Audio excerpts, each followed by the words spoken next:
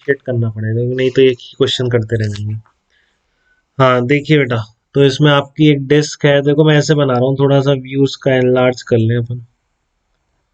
आपको थोड़ा सा देखो, रस्सी ऐसे है, इस तरीके से है, ये रस्सी अभी दूर दिखा रहा हूँ मैं, इस पर रैप है थोड़ा और क्लियरली आपको बताने के लिए, इस पॉइंट को मैं ऐसे दिखा रहा हूँ।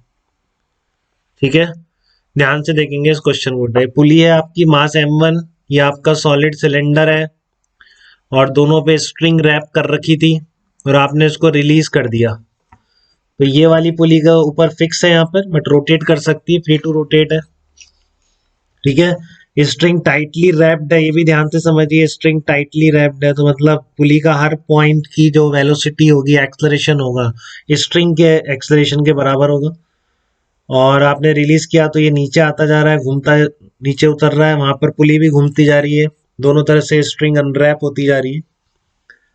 ठीक है, टॉर्क दोनों को देने वाली टेंशन फोर्स की, देखो टेंशन सेंटर के अबाउट टॉर्क दे रही है, इसलिए घूम भी रहा है, यहाँ पर ये पुली भी घूम रही है। तो आपको बताना है कि centre acceleration of the cylinder of mass m2 की, जो आपका नीचे सिलेंडर उतर रहा है घूमते हुए, रोल करते हुए नीचे आ रहे हैं। ठीक है, तो इसका सेंटर ऑफ मास का एक्सलरेशन कितना होगा, ये आपको बताना है। मासेस आपको गिवन है, m1 m2 दोनों की रेडियस कैपिटल R गिवन है, बस इसके अलावा कुछ गिवन नहीं है। आप इसको स्मॉल m1 स्मॉल m2 भी कर सकते हो, मर्जी है आपकी। ठीक है, तो कैसे प्रोसीड करें, तरीके वही है बेटा, डायनामिक्स से एक्सलेशन पूछा है तो कोई एनर्जी मेथड कंजर्वेशन कुछ नहीं लगेगा, मैं पहले भी बता चुका हूँ कई बार आपको।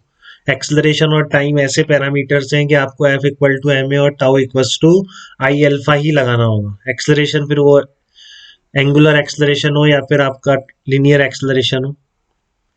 ठीक है, दो ऐसे चीजें हो जाती हैं एक्सलेशन और टाइम की, 99% केस में आपको F equals to M A tau equals to I alpha ही लगाना पड़ेगा। कोई पार्टिकल तो है नहीं, तो कैसे लगाएं उसके तरीके आपको बहुत डिटेल में बताए जा चुके हैं। ठीक है, ये रिजिड बॉडी है आपका, इसको सिस्टम ले लो, सिस्टम पे फोर्सेस कौन से लग रहे हैं, मैं स्मॉल कर देता हूँ, स्मॉल लिखना आसान रहता है। ठीक है ना, ये स्मॉल लिखो या कैपिटल लिखो, एक ही लेके चल रहे हैं, कंफ्यूज मत हो। ये आपका m2 इंटू जी, ये आपका टेंशन टी ऊपर हो गई। ठीक है, क्लियर है, यहाँ से अटैच है, इस पूरे सिस्टम लिया एक तरह से, आप मानो स्ट्रिंग के इस पार्ट को पूरे को सिस्टम ले लिया, तो यहाँ पर स्ट्रिंग का कांटेक्ट है, और यहाँ पर आपका m2g है, और कोई कांटेक्ट फोर्स तो है नहीं। ठीक है, तो ये इसका एफबीडी हो जाएगा, सेंटर ऑफ मास का एक्सलरेशन नीचे मान लीजिए, इसका a2 मान लेते हैं, a2। पहली इक्वेशन क्या बनेगी, फॉर m2 लिख रहा हूँ पहले मैं इक्वेशन, फिर m1 पे आऊंगा।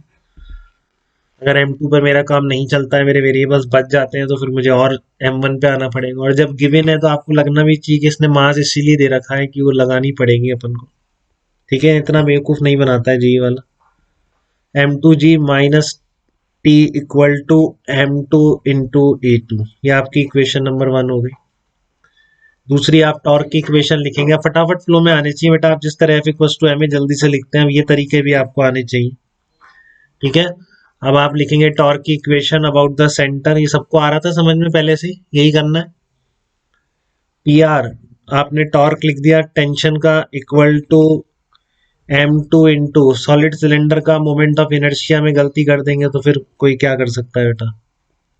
तो ऐसे ही आप बिल्कुल रट लीजिए इन चीजों को, बिल्कुल कभी गलती ना हो एग्जाम में। ठीक है ना, इतनी बार जो प्रैक्टिस कर लेता है, जो पूरा अटैच हो जाता है, वो गलती करता ही नहीं है बेटा। जैसे आप लोगों ने भी, कई बच्चों ने पूरे नंबर मारे, फिर वैसे ही होता है, वो गलती की गुंजाइश धीरे धीरे खत्म होने लग जाती है। T R equals to M two R square by two into alpha two. ठीक है ना, ये आपका m2 के लिए हो गया। अब मैं बात कर रहा हूँ m1 की, और कोई इक्वेशन मुझे नहीं दिख रही इसके अलावा, क्योंकि एक्स एक्सेस में मैं लिख सकता था, एक्स एक्सेस में कोई फोर्स ही नहीं है, इसके अलावा तो क्या कर सकते हैं, इसके अलावा डायनेमिक्स से और कोई इक्वेशन नहीं बन सकती है। बहुत क्लियर रहिए इन चीजों पे आप। ठीक है ना, F equal to mass into acceleration of centre of mass लगा दिया, टाउ लगा दिया, अब कहाँ से आएगी, अब कहीं से नहीं आएगी। अब दूसरा ऑब्जेक्ट, दूसरा सिस्टम लीजिए, इसको यहाँ पुली के लिए लिख सकते हैं आप, सेंटर तो मूव कर नहीं रहा, एक टॉर्क की इक्वेशन जरूर लिख सकते हैं आप इस पे। ठीक है ना, क्योंकि वेरिएबल तो बच रहे हैं ना, T A two alpha two, तीन वेरिएबल है, दो ही इक्वेशन बन पा रही है, तो और आगे बढ़ना पड़ेगा। तो इसके लिए आपका क्या होगा, इसके लिए होगा देखो, टॉर्क इक्वल प्योर रोटेशनल है, इसमें तो दिक्कत ही नहीं है, टेंशन फोर्स इधर लग रहा है, कोई डाउट तो नहीं है बेटा, बताइए, क्लियर है सबको ये चीज। इस सिस्टम पर जो टेंशन का टॉर्क लग रहा है इस पूरे स्ट्रिंग और ये जो पुली बन रही है, तो mg तो सेंटर पे ही लगता है, तो वो टॉर्क देगा नहीं। एक टेंशन का ही टॉर्क दिख रहा है मुझे, आपको कोई और तो नहीं दिख रहा है इसमें। टी आर इक्वल टू क्या आएगा आपका m2, टी आर आ जाएगा आपका, ये m1 नहीं है ना इसका मास, तो m1 आएगा नहीं। T R equal to m1 R square by two, m1 R square by two into alpha one, ये आ जाएगा। T R equal to m1 R square by two into alpha one, ये डिस्क है आपकी। तो ये तीसरी इक्वेशन बन गई। बस तीसरी इक्वेशन तो बनते एक वेरिएबल और आ गया, तो A two alpha two T alpha one, ये वेरिएबल्स हो गए आपके। देखिए इतने हो रहे हैं कि नहीं। टी नहीं है पता आपको, ए टू नहीं पता आपको, अल्फा वन नहीं पता, अल्फा टू नहीं पता आपको, ये वेरिएबल्स हैं। इक्वेशंस तीन ही है। देख रहे हैं बेटा सब लोग। अब और कहीं से बन भी नहीं सकती, आप बता दीजिए डायनामिक्स और किसी तरह बना सकते हैं कोई इक्वेशन। कोई इक्वेशन नहीं आ सकती बेटा, ये आपको समझ में आना चाहिए कि अब मेरे को कुछ और सोचना है। ठीक है, अब इसके अलावा कोई इक्वेशन डायनामिक्स से तो नहीं आ सकती, तो फिर वही कहानी है, आपकी स्ट्रिंग है बीच में, तो इसका एक्सलरेशन हर पॉइंट का सेम होगा, तभी इसमें टेंशन मेंटेन है। ठीक है, तो अब ये टाइटली रैप्ड स्ट्रिंग भी है, तो जस्ट नीचे वाले पॉइंट का एक्सलरेशन, इसका एक्सलरेशन सेम होना चाहिए। ठीक है, तो मैं यहाँ से लिख देता हूँ एक बार, यहाँ पर मैं P1 पॉइंट कह देता हूँ और इसको मैं P2 पॉइंट कह देता हूँ। तो अब मैं काइनेमेटिक्स यूज कर रहा हूँ यहाँ पे वापस से, simple without involving any cause of motion force को, सिंपल एक्सलरेशन के टर्म में। अगर इसका अल्फा वन है तो आप AP1 पहले यहाँ लिख देते हैं। चलो AP1 equals to AP2। Check करिए बेटा, कोई दिक्कत तो नहीं हो रही किसी को। बिल्कुल P1 P2 दोनों स्ट्रिंग के पॉइंट्स हैं, तो एक्सलेशन सेम ही होने के अलग कैसे हो सकते हैं। और फिर नो स्लिपिंग कंडीशन से आप इससे एक्सलेशन लिख सकते हो। मान लो ये इसका अल्फा से घूम रहा है आपका ये, ठीक है, इसका अल्फा वन और अल्फा टू मान लेते हैं अपन ने। अल्फा वन ऊपर ही का माना है ना, इसी का है ना अल्फा वन, उल्टा पुल्टा कैसे होना है। अल्फा वन और ये आपका अल्फा टू, इसी का लेंगे। ए टू का अल्फा टू है, ऊपर अल्फा वन, एम वन भी उसी का लिया अपन। तो AP1 कितना आ गया आपका। AP1 को मैं लिख दूंगा पुली के जस्ट नीचे वाले पॉइंट का एक्सलरेशन, सेंटर तो चल नहीं रहा आगे, तो बस प्योर रोटेशन है। तो अल्फा वन इंटू आर। कोई दिक्कत किसी को बताइए AP1 में। ऐसे AP2 क्या लिखूंगा मैं, AP2 लिख पा रहे हैं आप, बताइए क्या लिखूं AP2, कौन बताएगा, जल्दी बताओ कोई। AP2 क्या लिख सकते हैं। A2 इसका ये है, और minus alpha two into R. दिक्कत नहीं है बेटा, सबको आती है चीज। इसके रिस्पेक्ट में अल्फा टू इंटू आर हो जाएगा, ठीक है, और प्लस इसका ग्राउंड के रिस्पेक्ट में और ऐड कर दीजिए। ऐसे लिखते हैं, जिसने भी देखे हैं लेक्चर, अगर ये CPA वालों ने, उनको भी समझ आ रहा हो।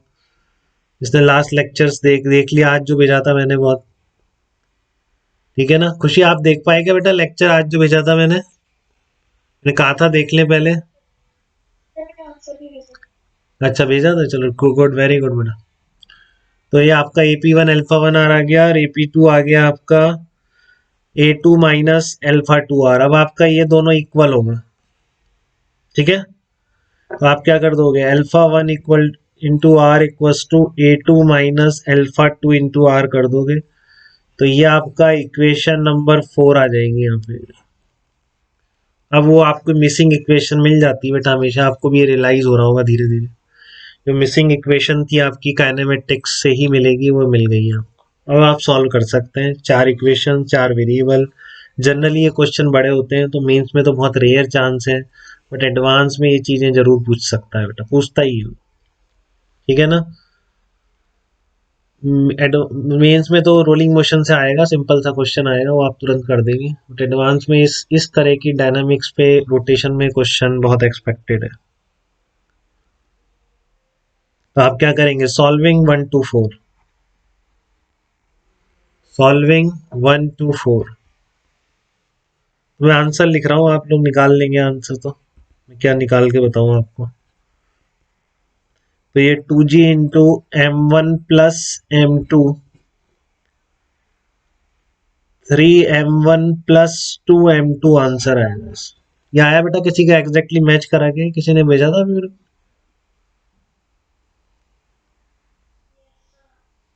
हाँ, कार्तिक खुरवाल ने भेजा था और किसने भेजा था?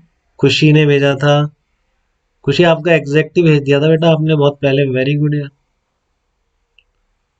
बिल्कुल सही निकाल दिया था आपने। कार्तिक आपका भी एग्जैक्ट था, वेरी गुड यार। कार्तिक बहुत मेहनत करने लग गया क्या यार, ये तुरंत भेज रहा है आंसर।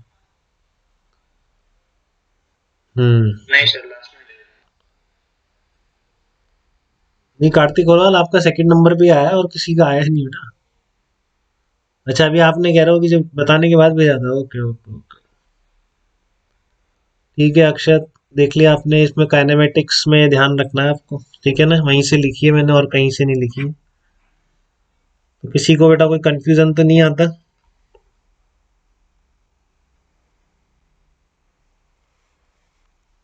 बोलिए।